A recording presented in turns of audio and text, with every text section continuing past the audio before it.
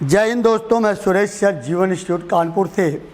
दोस्तों, आप लोगों ने देखा कि 23 जुलाई 2024 को भारत के वित्त मंत्री सीतारमण ने बजट पेश किया।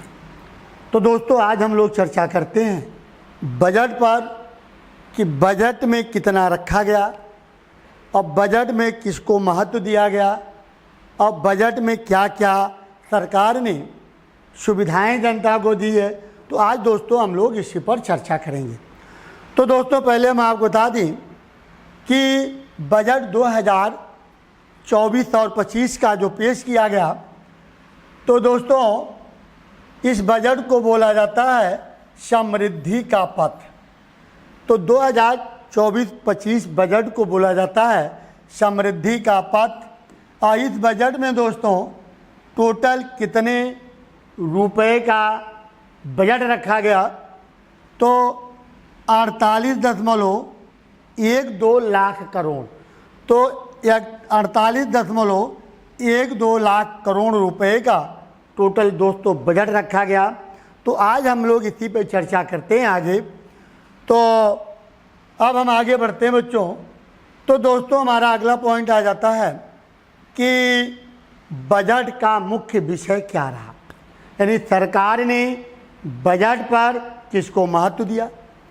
तो दोस्तों मैं आपको बता दें, रोजगार पहला जो इनका महत्व है वो दोस्तों है रोजगार पर। अभी आपने देखा कि जब चुनाव चल रहा था तो विपक्ष वालों ने रोजगार को अपना एक मुद्दा बनाया था। तो रोजगार को मुद्दा बनाया तो सरकार ने जब बजट पेश किया तो रोजगार को ध्यान में रखा। तो रोजगार दूसरा आ जाता है कौशल प्रशिक्षण। तो कौशल प्रशिक्षण, इसके बाद हमारा आ जाता है MSME, यानी जिसको हम बोलते हैं सूक्ष्म लघु या मध्यम उद्यम। तो सूक्ष्म लघु या मध्यम उद्यम को भी ध्यान में रखा गया। और मध्यम वर्ग पर ध्यान दिया गया। तो इस विषय पर सरकार ने काफ़ी ध्यान दिया है। अगले पॉइंट में दोस्तों हम आ जाते हैं कि बजट 2023-24 में प्राथमिकता किसको दी गई। तो बजट 2023-24 में प्राथमिकताएं क्या है दोस्तों? समृद्धि युवा, यानी समृद्ध युवा जिसको हम लोग बोलते हैं कौशल विकास, समृद्ध किसान, यानी किसानों को भी ध्यान में रखा गया इस बजट में। समृद्ध शहर, तो शहर को समृद्ध बनाने के बारे में बजट लाया गया, उसको भी ध्यान में रखा गया दोस्तों। समृद्ध उद्योग को भी ध्यान में रखा गया। समृद्ध खजाना है और समृद्ध सोच। तो समृद्ध खजाना मतलब आपका आ जाता है दोस्तों GST पर, यानी सरकार का जो खजाना है। तो समृद्ध खजाना यानी GST को भी ध्यान में सरकार ने रखा। तो इस पर इन क्षेत्रों को प्राथमिकता दी गई दोस्तों। इसके बाद दोस्तों हम आ जाते हैं कि सरकार ने कितना बजट किस क्षेत्र में लगाया है। तो हमने दोस्तों हेडिंग डाल दिया है कि बजट 2024-25 में व्यय की मद क्या है। मद, तो मद होना चाहिए यहाँ पर। तो मद क्या है बच्चों? मद तो हम आपको बता दें कि रक्षा मंत्रालय।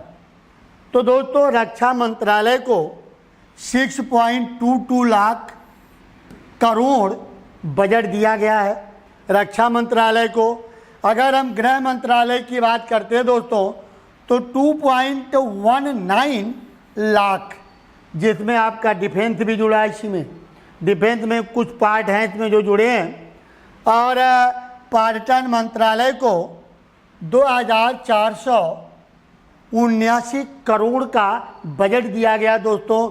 ये आपका पर्यटन मंत्रालय को आयुष्मान प्रधानमंत्री जन आरोग्य योजना को 7,300 करोड़ का बजट दिया गया दोस्तों। मेट्रो परियोजना सरकार ने 27 शहरों में मेट्रो परियोजना बनाने का लक्ष्य रखा। तो इसके लिए कितना बजट लाया गया? 21,336 करोड़ का बजट सरकार ने मेट्रो के क्षेत्र में दिया है। महात्मा गांधी राष्ट्रीय ग्रामीण योजना, जिसको हम लोग कहते हैं मनरेगा, तो मनरेगा पर 86,000 करोड़ का बजट रखा गया दोस्तों।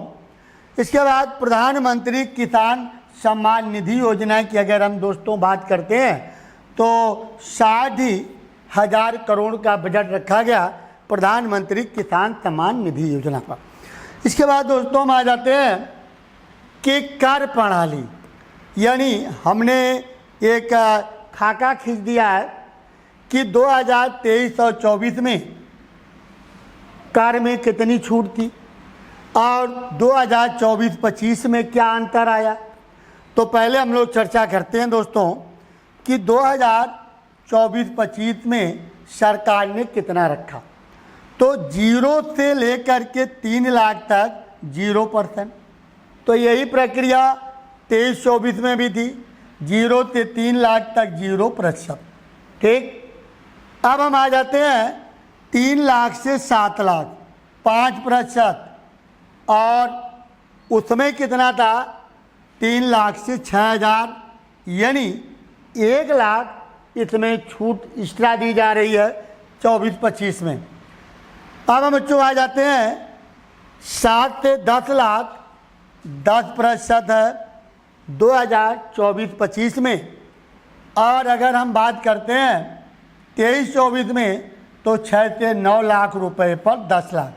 अब यहाँ देखिए, यहाँ का था 7 से 10 और यहाँ 9 था, यहाँ 1 लाख, यानी 1 लाख का एक्स्ट्रा यहाँ भी फायदा हो रहा। इसके बाद बच्चों में आ जाते हैं 10 से 12 लाख तक 15%, और पिछले जो था 23-24 में 9 से 12 लाख, तो 9 से 12 लाख रुपए तक 15%, 12 से 15 लाख 20%, और 12 से 15 लाख 20%। इनमें दोस्तों कोई छूट नहीं मिली है। और 15 लाख से ज़्यादा 30%, और यहाँ भी 15 लाख से ज़्यादा 30%, तो इनमें भी कोई छूट नहीं दी गई है 24-25 के बजट में। इसके बाद दोस्तों हम आगे बढ़ते हैं। हाँ, इस बजट में जो सबसे अहम बात है दोस्तों, इस बजट में सरकार ने क्या किया? बिहार और आंध्र प्रदेश को ध्यान में रखा, क्योंकि बिहार और आंध्र प्रदेश के सहयोग से इनकी सरकार चल रही है भारतीय जनता पार्टी की। तो बजट में दोस्तों बिहार और आंध्र प्रदेश को प्राथमिकता दी गई। बिहार को सड़क और पावर प्रोजेक्ट को लेकर के 58,900 करोड़ का बजट रख दिया गया है बिहार सरकार को। अगर हम आंध्र प्रदेश की बात करते हैं तो आंध्र प्रदेश को दोस्तों 15,000 करोड़ का बजट दिया गया। तो विशेष जो राज्यों की अगर हम बात करते हैं तो इस बजट में बिहार और आंध्र प्रदेश को लाभ ज़्यादा मिला है। तो आइए दोस्तों अगले पॉइंट की तरफ हम लोग बढ़ते हैं। सरकार के आय के स्रोत क्या है? तो दोस्तों हम आपको बता दें कि सरकार के इनकम के स्रोत क्या हैं। तो पहले हम बात करते हैं आयकर। आयकर में सरकार को 19% की लाभ होता है। उत्पाद शुल्क पर 5% सरकार टैक्स लेती है। लेकिन अगर हम औसत निकालते हैं तो सभी जितने उत्पादक वस्तुएं हैं, अगर हम सबको मिला के बात करते हैं तो उत्पाद शुल्क में सरकार को, केंद्र सरकार को काफ़ी प्रॉफिट हो जाती है। इसके बाद बच्चों हम आ जाते हैं जीएसटी। तो जीएसटी या अन्य कर पर सरकार को 18% के प्रॉफिट होता है। दोस्तों निगम कर की अगर हम बात करते हैं तो निगम कर पर सरकार को 17% की इनकम होती है। सीमा शुल्क की अगर हम बात करते हैं दोस्तों तो 4% की होती है। और ऋण भिन्न पूंजीगत प्राप्तियों की बात करते हैं दोस्तों तो 1% की प्रॉफिट होती है सरकार को। कर विभिन्न प्राप्तियों की बात करते हैं तो 9% है। उधारी और अन्य देयताएं की बात करते हैं दोस्तों तो 27% सरकार को प्रॉफिट होती है। तो दोस्तों ये जो है सरकार के आय के स्रोत हैं। ठीक, इसके बाद दोस्तों हम आ जाते हैं कि सरकार के व्यय के स्रोत क्या है। सरकार खर्च कहाँ करती है दोस्तों? तो देखिए सरकार खर्च कहाँ करती है भाई, कहता है अन्य व्यय, जो अन्य खर्च आ जाते हैं वहाँ 9% पर खर्च करती है सरकार। ठीक, और केंद्र प्रायोजित योजनाएं जो हैं इस पर सरकार कितना खर्च करती है? 8% खर्च करती है। वित्त आयोग और अन्य अंतरण की दोस्तों बात करते हैं तो 9% खर्च करती है। कार्य एवं शुल्क में राज्य का हिस्सा कितना है? 31% खर्च करती है। कार्य शुल्क और राज्यों को मिला करके सरकार 21% खर्च करती है। रक्षा की अगर हम बात करते हैं दोस्तों तो रक्षा में सरकार 8% की खर्च करती है। रक्षा क्षेत्र में सब्सिडी, अगर हम सब्सिडी की बात करें, जैसे अभी आपने देखा सोलर प्लांट, गैस प्लांट, तो इसमें सरकार सब्सिडी देती है। तो सब्सिडी कितना प्रतिशत दे रही? 6%। तो सब्सिडी पर सरकार 6% खर्च कर रही है। केंद्रीय क्षेत्रीय स्कीम यानी रक्षा सब्सिडी पूंजीगत परिव्यय पर 16%। हाँ, एक अहम चीज़ क्या है? भुगतान, यानी ब्याज भुगतान पर सरकार 19% खर्च कर रही है। अब आप खुद सोचिए कि जितना सरकार ने कर्ज लिया विदेशों से उस पर सरकार 19% ब्याज भुगतान दे रही। पेंशन योजना में 4% का सरकार खर्च कर रही है। तो दोस्तों ये हमारे सरकार के आय के स्रोत रहे। तो दोस्तों हमारी वीडियो अगर आप लोगों को पसंद आए तो ज़रूर शेयर कीजिएगा और इसके लाइक कीजिएगा और दोस्त यारों के पास भेजिए। और जो बच्चे हमारे चैनल को सब्सक्राइब ना किए हैं उसे सब्सक्राइब कर लें दोस्तों। तो फिर हम लोग अगले वीडियो मिलेंगे, तब तक के लिए जय हिंद, जय भारत।